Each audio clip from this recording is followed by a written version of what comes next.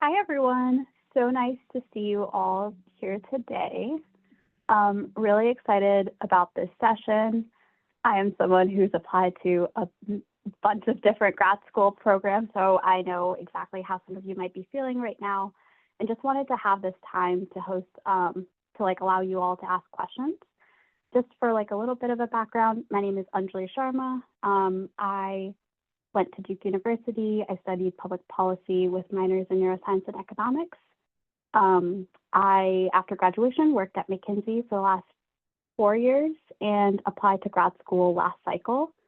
I applied to MBA programs, MPP programs, and MPH programs, and ultimately decided to attend the Harvard Kennedy School for my MPP and MIT Sloan for my MBA. And I will be starting that in August, and I'm excited to, be someone who can hopefully coach you through as you guys are considering all of your applications as well. I'm happy if someone wants to popcorn and go first, and also if you introduce yourself just so I can kind of learn a little bit more about you all.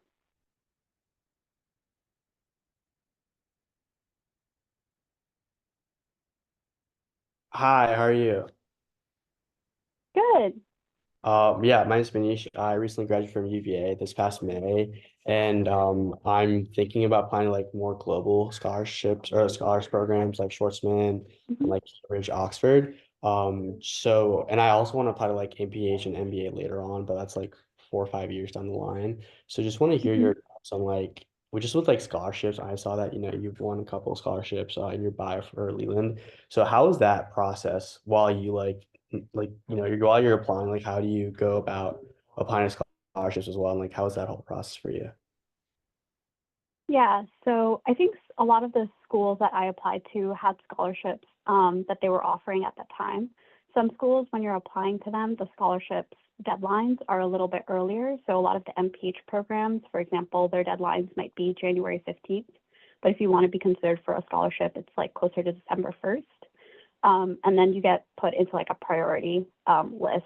And so I think that's like always my advice to candidates is if you're going to apply and you're looking to get a scholarship, if it's an MBA applying like in earlier rounds, and if it's an MPH applying by like the priority deadlines, significantly helps your chances.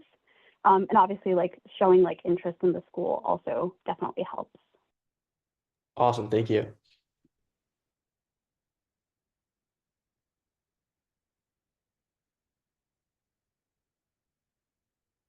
I'm happy to come up with questions, but I feel like people join, so hopefully you all have some questions. There's no question that's too like small, so feel free to ask anything.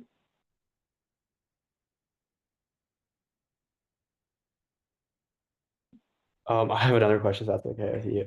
Go for Um, it. okay, how did you go about curating your story? I've heard like, it's kind of like, okay, what have you done in the past and what do you want to do in the future? And then how can that grad school basically, provide as a bridge or like stepping stone for you, um, you know, towards your dreams. So like how did you go about like, creating basically your essays and like kind of like the thought process you went through with why, that MPH and that like school. Just curious on that. Yeah, I think there's kind of like two parts to this.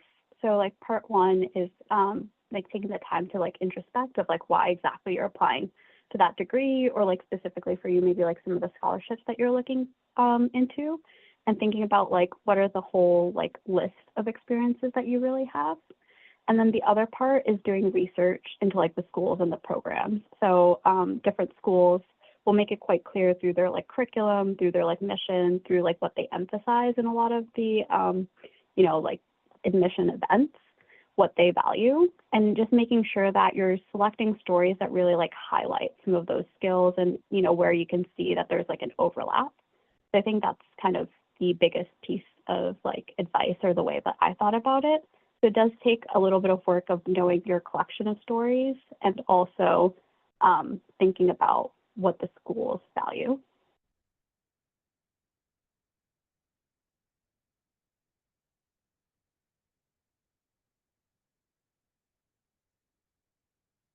Um, Maybe it would be great if people could just like in the chat drop like what kind of programs they're thinking about applying to. I'm more than happy to like maybe like focus a little bit more on some of those things. I was also pre-med for most of college, so I know what that experience is like a little bit. I obviously didn't go through that process, but if people have questions on things, happy to talk about that as well.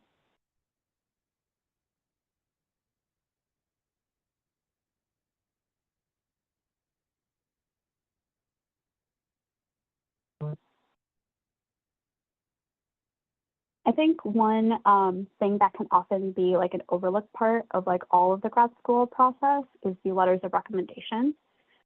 It's also something that compared to everything else, not really in your control. Like you can make your resume like really perfect. You can like work on your essays to death.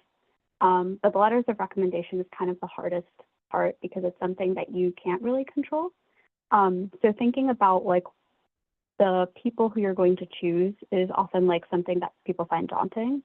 So for me personally, I was trying to figure out like across the work experience that I had, that's obviously very private sector, how can I really highlight some of the public sector aspects of it? And thinking about across the range of like some of the nonprofit work that I did, some of the stuff that I did in college, as well as like the work experience, like who would be like the right collection of like recommenders that can kind of speak to different skill sets that maybe I wasn't highlighting in my own essays.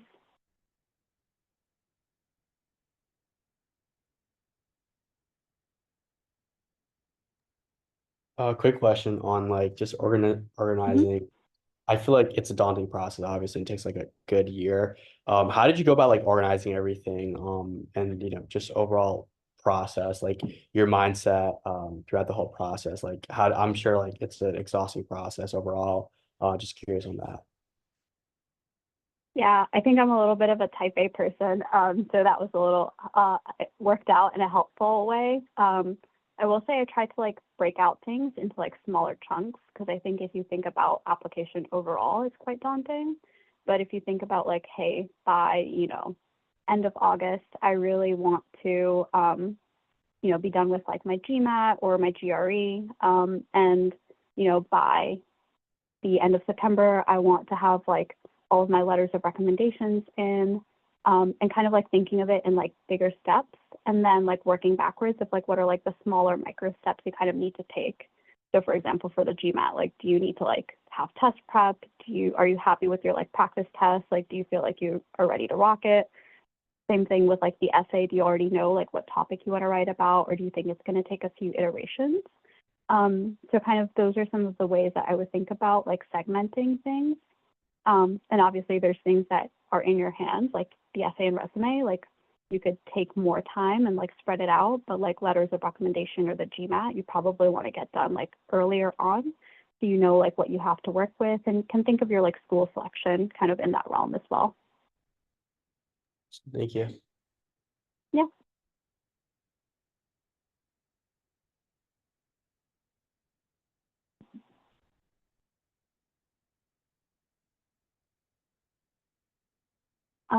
Happy to also talk a little bit about like applying internationally because I also applied and got into the London Business School. And I know that oftentimes like people have to like think about like the school selection. So when I was considering what would be the schools I would be interested in attending, I tried to like make sure that the range was wide enough that I would feel excited about those schools, but also, within the realm of like what I felt like I would be gaining from it. So working in consulting, I knew that I had some of like the business background, but I wasn't really as confident with like the finance and the tech. So specifically, I think MIT was like one of the tech-based centered schools, and London Business School was more like finance oriented. So I think applying to like a range of schools where you're thinking about like what is the skill set gap or like the gap that you would kind of like to cover is helpful. And then some schools, like I think both Sloan and LBS do appreciate showing interest. So like going to events, attending if there's like an in-person, MBA tour that happens in your city really helps both you to know the school, but also the school to know that you're like excited about them as well.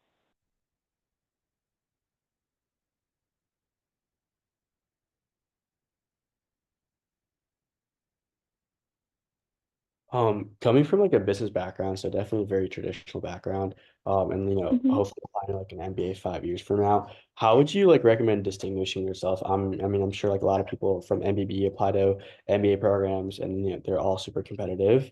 So how did you go about distinguishing yourself? Coming from a traditional consulting background, which is basically the bulk of their class, and like how can like business majors or just overall traditional candidates distinguish themselves? Yeah, it's a great question. I think like one big advice that if you're like a traditional candidate is to apply round one because at that point they haven't really like thought about like the full class. They have like all the seats are open. And so that's like a big piece of advice that I got. But I think tactically in my application, I think you're in a great spot because you're like thinking like a few years ahead of time, but making sure that you think about like what is like the volunteering work that you want to do, and it should be something that you're like excited about, but also kind of like make sense with like the work that you're doing. So like I work as a crisis counselor at like a mental health hotline.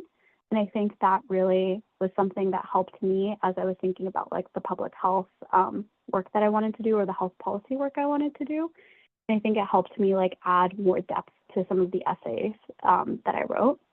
So I think that's one. And then just making sure that you're doing great work and you have people that are excited to like go to bat for you because you do need those people who are going to write letters. And they have to sign a waiver saying that you didn't write the letter, they wrote the letter completely themselves. So, making sure that you have people who'd be invested enough to like spend that time to do so. Awesome. Thank you so much.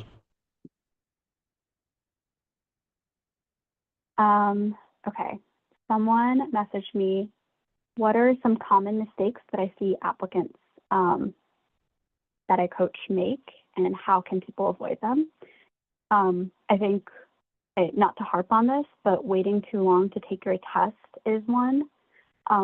People oftentimes, like, I think, underestimate, like, how they're going to do on, like, test day, and they wait too close to the deadline to be able to have, like, enough time to, like, retake the test.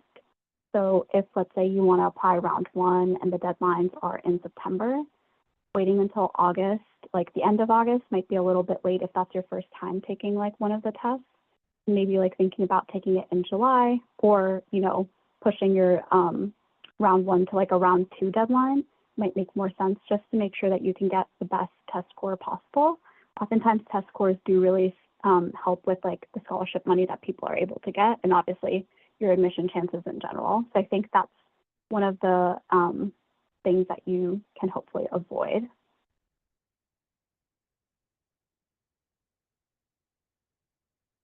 Okay. The other question is about grad school interviews and what was my experience. Okay. This is a great question. There's some grad schools have interviews and some don't. So off the bat, the public health schools didn't have interviews. I was just accepted. I know that one of the schools I applied to, Dartmouth, often does, but I was accepted without it. And then the Kennedy School also didn't have interviews. But both Sloan and London Business School did have interviews, and they were very different from one another. So the London Business School interview is similar to your like traditional like behavioral interview. It's with an alumni. So it's different because it's someone who's actually been in your shoes before. And it also involved a case, which was something that was quite different from a lot of the other MBA interviews that my friends and I had gone through.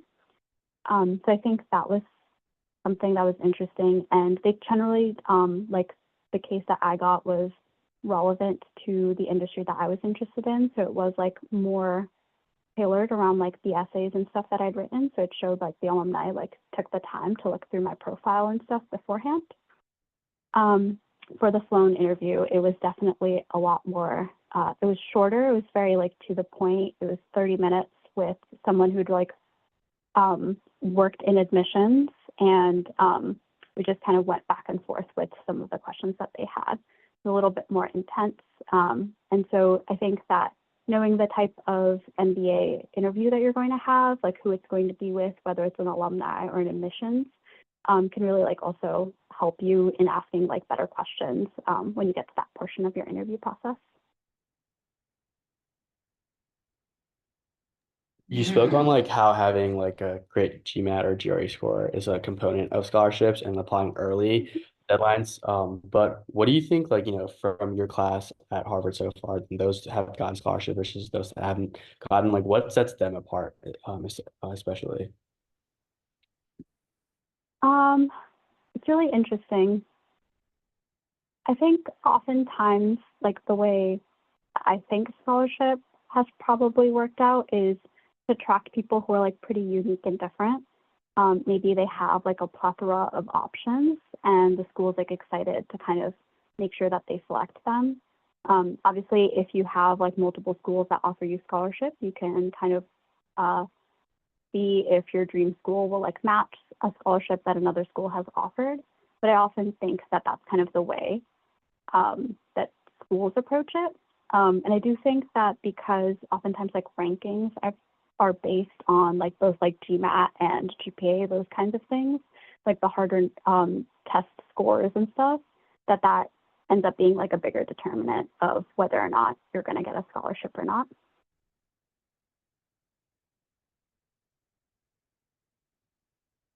So I got a question that says, did you take the GMAT or GRE and do I have any study tips? So I took the GMAT. It worked out for all of the schools that I was applying to. I've previously also taken the LSAT. So if anyone has questions about that, happy to also answer that. My study tip would be to like take a practice GMAT as soon as you have some time and see like where you're doing well and where are the areas of improvement and think about whether like the questions that you got wrong when you saw the answers, did it make sense to you or do you feel like you just need to go back to the basics? So for me, like I hadn't used like triangles and the angles of triangles and those kinds of things in a long time. So I had to like go back and review all those rules. But some of the like reading comprehensions came a little bit more intuitively to me. So that was helpful in like making sure that I could like tailor my GMAT study time more appropriately. And then after like a few weeks or however much time you feel like you're really putting in like a good amount of effort, retake it and see if your self-study plan is probably working well enough for you. If you want to consider getting like a GMAT coach or enrolling in like a class. A lot of my peers enrolled in classes, and I think a big reason for that is it often helps to like make sure that you're accountable because you do have to go to class, do particular assignments. So that's like also a consideration if you're thinking about whether you need to like take a class versus just self-study.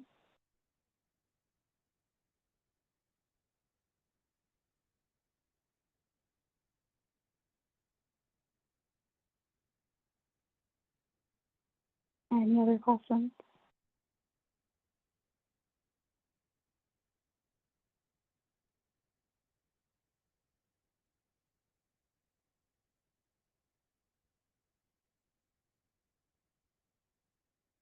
I don't want people to like come off of you if they don't feel comfortable, but maybe if anyone wants to drop in, like either you can DM me or drop into like the chat, like what part of the process they're in, like happy to kind of like also elaborate more on that if helpful.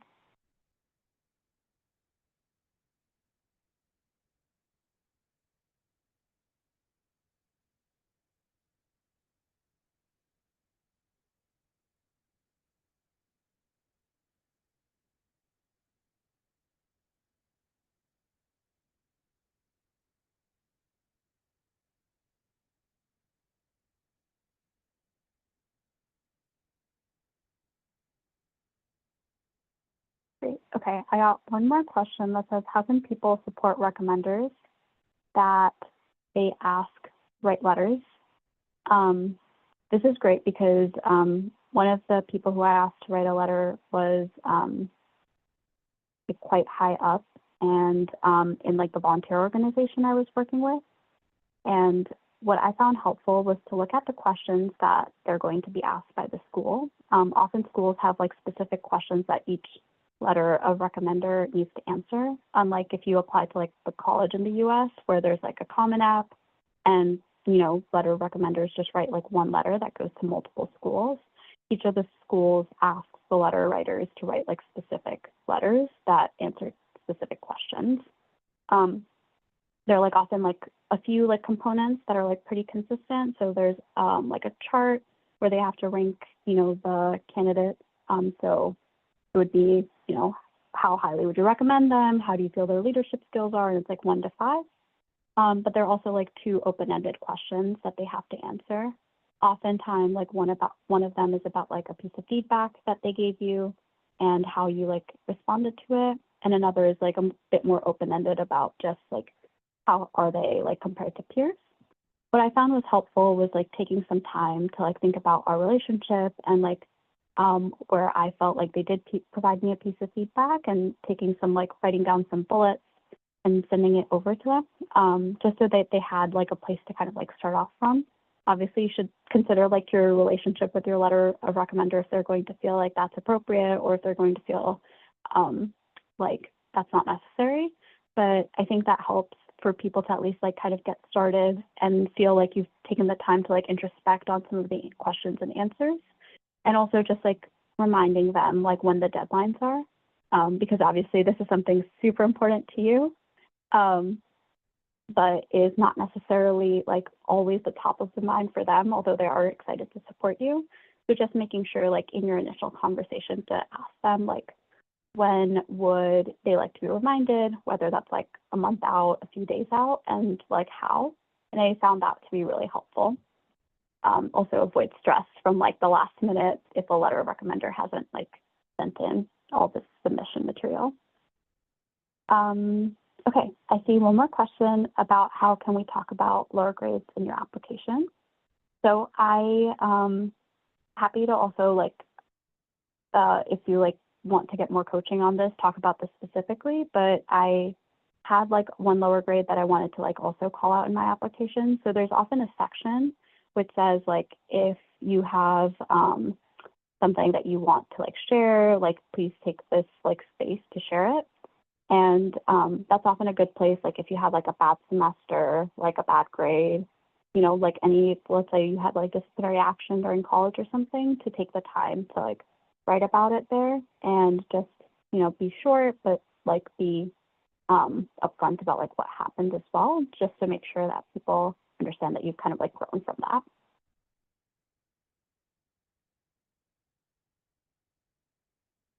No problem.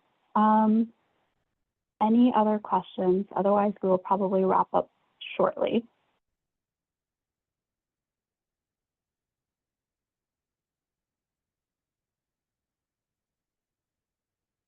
All right, going once, guys, feel free to DM me.